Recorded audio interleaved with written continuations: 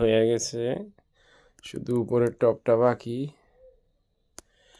আগামীকালকে আল্লাহ যদি বাঁচায় দেখতে পারবেন গেছে ইনশাল্লাহ। আপনারা আগামীকালকে ফেসবুকে দেখবেন আমি নিজে ছাড়ছি আল্লাহর রহমতে। কালকে আমার টেবিলটা ফিটিং হবে, এই যে আমি গ্লাস দিয়ে তৈরি করছি।